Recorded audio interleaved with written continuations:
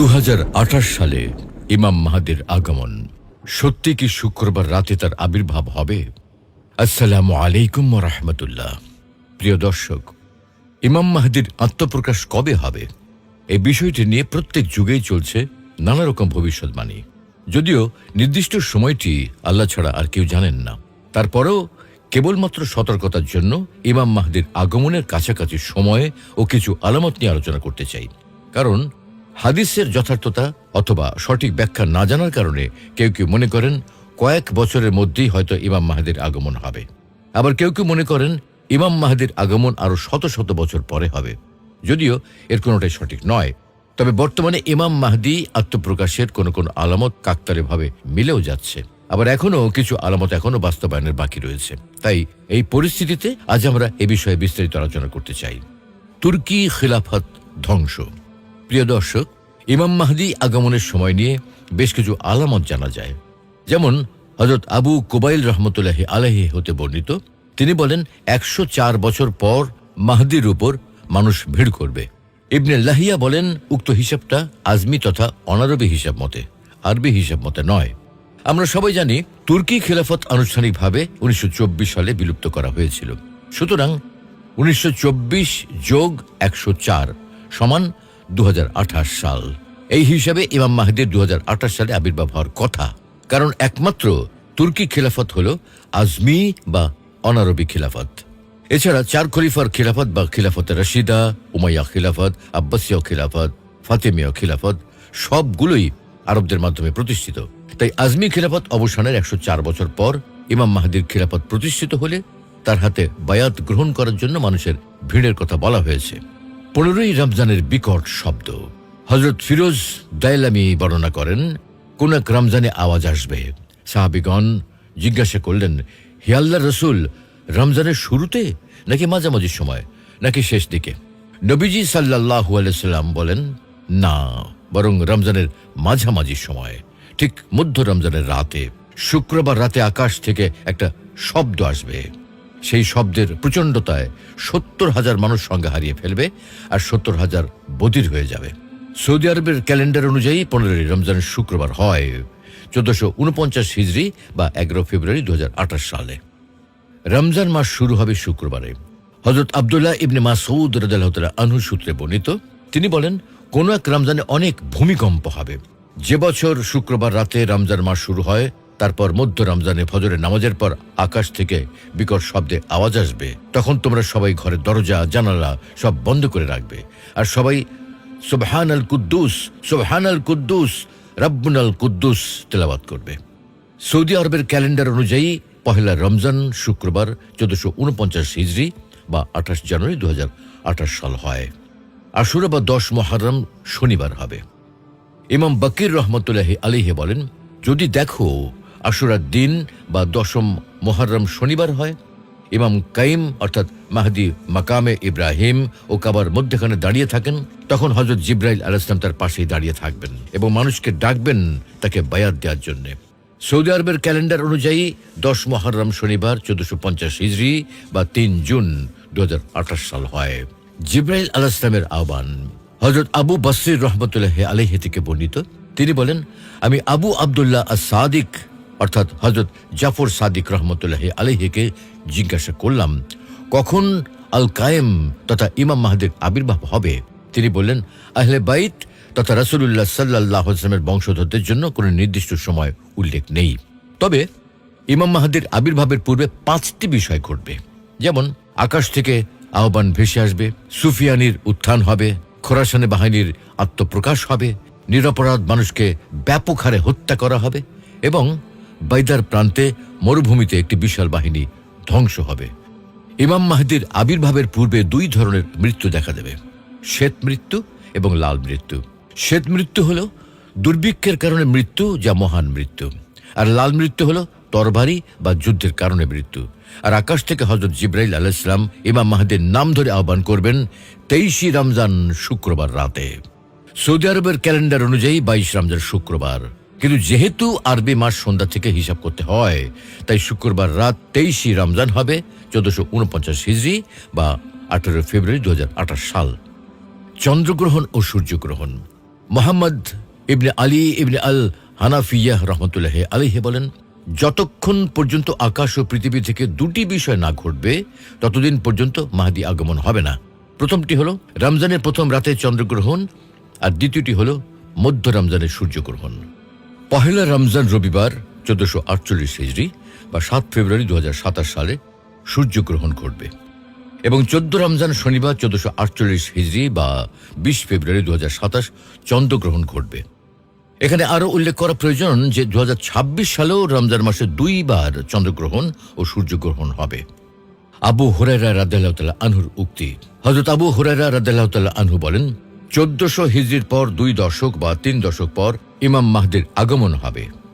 সুতরাং 1400 প্লাস 2 দশক বা 20 বছর প্লাস 3 দশক বা 30 বছর সমান 1450 হিজরি বা 2028 সাল। শাহ নিয়ামতুল্লাহর কাসিদা। শাহ নিয়ামতুল্লাহর কাসিদা মূলত ভারতীয় উপমহাদেশের বিভিন্ন বিষয়ের উপর ভবিষ্যৎবাণী করা একটি কবিতা। কাসিদা লেখা হয়েছে 1158 সালে। কাসিদার 57 নম্বর প্যারায় বলা হয়েছে, কানা জাহুকার প্রকাশ ঘটার সালেই প্রতিশ্রুত ইমাম মাহদী দুনিয়ার বুকে হবেন আবির্ভূত। কানা জাহুকা এই শব্দটি পবিত্র কোরআন শরীফের সূরা বনী ইসরাইলের 81 নম্বর আয়াতে রয়েছে, আর উপমহাদেশ তথা ভারত ও পাকিস্তান নামে ভাগ হয়েছিল 1947 সালে। সুতরাং 1947 যোগ 81 সমান 2028 সাল। সুফিয়ানির জন্ম ও উত্থান। হযরত জুহরি রহমতুল্লাহ আলাইহি থেকে বর্ণিত, তিনি বলেন, দ্বিতীয় সুফিয়ানির জন্মের সময় আকাশে আলামত বা নিদর্শন দেখা যাবে। 1986 সালের 8 মার্চ আকাশে হেলির ধূমকেতু দেখা গিয়েছিল। সাধারণত প্রতি 74 থেকে 79 বছর পর পর হেলির ধূমকেতু পৃথিবীতে দৃশ্যমান হয়। অনেক জ্যোতির্বিজ্ঞানী বিশ্বাস করেন যে বছর হেলির ধূমকেতু দৃশ্যমান হয় সে বছর একটা বিখ্যাত ঘটনা ঘটে। হযরত হুযায়ফা রাদিয়াল্লাহু তাআলা আনহু সূত্রে বর্ণিত, হযরত ইমরান ইবনে হুসাইন খুজাই রাসূল সাল্লাল্লাহু আলাইহি ওয়াসাল্লামকে জিজ্ঞাসা করলেন, আমরা এই সুফিয়ানিকে কিভাবে চিনব? উত্তরে রাসূল সাল্লাল্লাহু আলাইহি ওয়াসাল্লাম বললেন, তার গায়ে 2টি কাতওয়ানি চাদর থাকবে, অর্থাৎ এটা দ্বারা 2টি শক্তিশালী দল বোঝানো হয়েছে। তার চেহারার রং ঝলমলে তারকার মতো হবে, ডান গালে তিলক থাকবে, আর বয়স 40-এর কম হবে।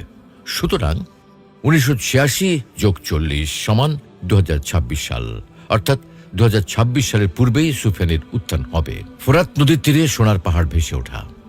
সাহাবী হযরত আবু হুরায়রা রাদিয়াল্লাহু তাআলা আনহু থেকে বর্ণিত, তিনি বলেন, চতুর্থ ফিতনা হচ্ছে অন্ধকার অন্ধত্বপূর্ণ ফিতনা, যা সমুদ্রের ঢেউয়ের ন্যায় উত্তাল হয়ে আসবে। আরব অনারবের কোনো ঘর বাকি থাকবে না। প্রত্যেক ঘরেই উক্ত ফিতনা প্রবেশ করবে, যা দ্বারা তারা লাঞ্ছিত অপদস্থ হয়ে যাবে। যে ফিতনাটি শাম তথা সিরিয়া দেশে চক্ক দিতে থাকলেও রাত্রি যাপন করবে ইরাকে। তার হাত পা দ্বারা আরব ভূখণ্ডের ভিতরে বিচরণ করতে থাকবে। উক্ত ফিতনা এই উম্মতের সাথে চামড়ার সাথে চামড়া মিশ্রিত হওয়ার ন্যায় মিশ্রিত হয়ে যাবে।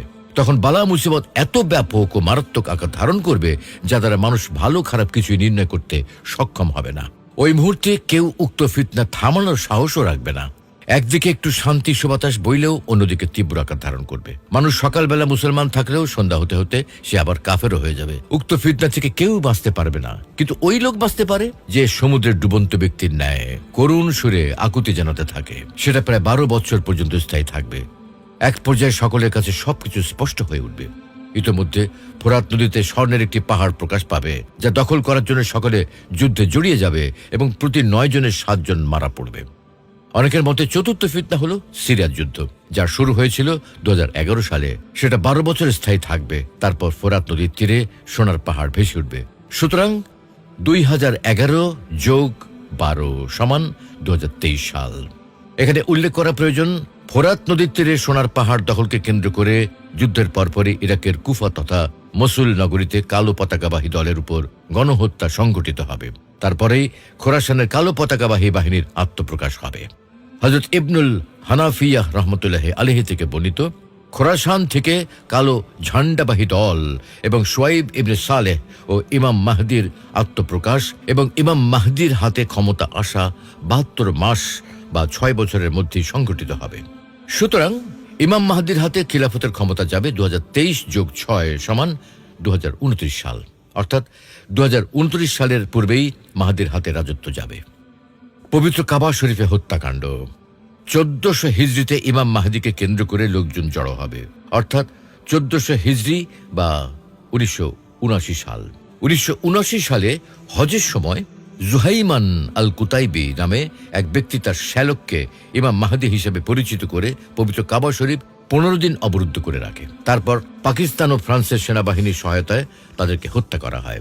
হযরত তাবে রহমতুল্লাহ আলাইহি থেকে বর্ণিত, তিনি বলেন, আশ্রয় প্রার্থী অচিরেই মক্কার নিকট আশ্রয় চাইবে, কিন্তু তাকে হত্যা করে দেওয়া হবে। অতঃপর মানুষ তাদের যুগের কিছুকাল বসবাস করবে। অতঃপর আরেকজন আশ্রয় চাইবে। যদি তুমি তাকে পাও তাহলে তোমরা তাকে আক্রমণ করো না, কেননা সে ধসলেওয়ালা সৈন্যদলের একজন সৈন্য, অর্থাৎ যারাই তাকে আক্রমণ করতে যাবে তারাই মাটির নিচে ধসে যাবে। এখানে যুগের কিছু কাল বলতে 33 থেকে 40 বছর বা তার বেশি কিছু সময় উদ্দেশ্য। সুতরাং 1979 যোগ 40 সমান 2019 যোগ আরো কিছু সময়, অর্থাৎ 2028 সাল।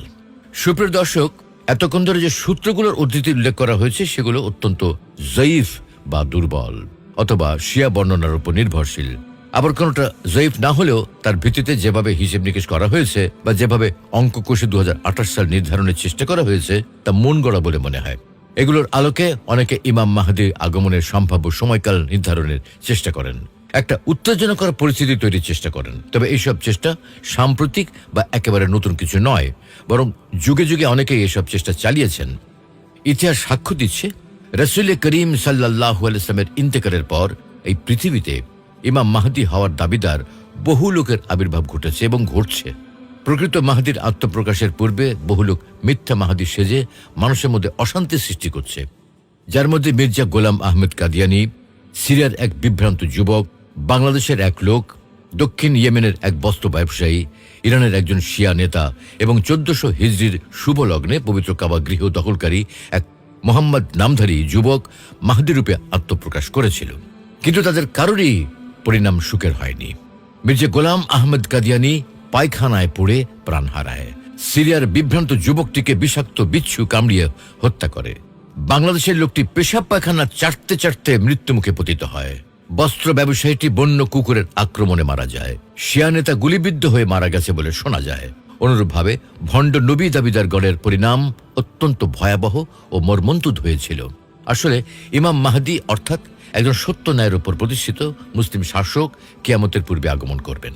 এটা অনেক সহিহ হাদিস দ্বারা বোঝা যায়। তবে ঠিক কখন তিনি আগমন করবেন এ ব্যাপারে সুনির্দিষ্ট কত সাল বা তারিখ তা জানা যায় না, বরং তিনি কিয়ামতের পূর্বে আখেরি জামানায় আসবেন এটাই কেবল জানা যায়। আল্লাহ রাব্বুল আলামিন আমাদের সকলকে ইমাম মাহদির বিষয়ে বিভ্রান্ত হওয়া থেকে হেফাজত করুন। আমিন।